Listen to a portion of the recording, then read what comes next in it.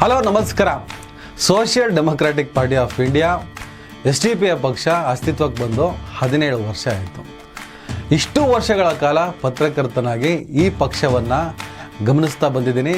ಅವರ ಕೆಚ್ಚೆದೆಯ ಹೋರಾಟ, ಅಹಿಂದ ನಿಲುವು, ಜಾತ್ಯತೀತ ತತ್ವ ಇವೆಲ್ಲದೂ ಕೂಡ ನನಗೆ ಪ್ರೌಡ್ ಅಂತ ಅನಿಸ್ತಾ ಇತ್ತು.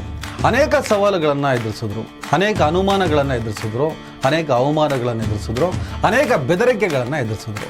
ಇವೆಲ್ಲವನ್ನು ಮೀರಿ ಕೂಡ ತನ್ನ ನಿಲುವಿನಲ್ಲಿ ರಾಜಿಯಾಗದೆ ಅದೇನೇ ಆರೋಪಗಳ ಕಲ್ಲೆಸೆದರು, ಅದೇನೇ ತನಿಖಾ ಸಂಸ್ಥೆಗಳ ಮೂಲಕ ಇವರನ್ನು ಮಟ್ಟ ಹಾಕೋಕ್ಕೆ ಪ್ರಯತ್ನ ಪಟ್ಟರೂ ಕೂಡ ಕೆಟ್ಟ ಕೆಲಸನೇ ಮಾಡಿಲ್ಲ ಅಂದಮೇಲೆ ಸಮಾಜಕ್ಕೆ ಒಳ್ಳೇದು ಮಾಡಬೇಕು, ಅಲ್ಪಸಂಖ್ಯಾತ, ಹಿಂದುಳಿದ ವರ್ಗ ಹಾಗೂ ಶೋಷಿತ ಸಮುದಾಯಗಳ ಪರವಾಗಿ ಗಟ್ಟಿಯಾದ ಧ್ವನಿ ಆಗಬೇಕು ಅಂತ ಹೊರಟವರಿಗೆ ಅದೇನೇ ಆರೋಪಗಳ ಕಲ್ಲೆಸೆದರೂ ಕೂಡ ಅದು ಪಿತೂರಿಯ ಭಾಗ ಆಗಿರುತ್ತೆ.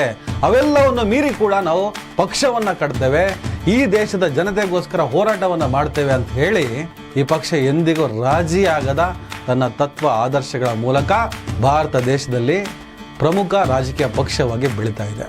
ಮುಂದಿನ ದಿನಗಳಲ್ಲಿ ಈ ಪಕ್ಷ ಅಧಿಕಾರಕ್ಕೆ ಬರಲಿ, ಶೋಷಿತ ಸಮುದಾಯ, ಅಹಿಂದ ವರ್ಗ, ಅಲ್ಪಸಂಖ್ಯಾತರ ಗಟ್ಟಿ ಧ್ವನಿಯಾಗಿ ನಿಲ್ಲಲಿ ಅಂತ ನಾನು ಶುಭ ಹಾರೈಸ್ತೀನಿ.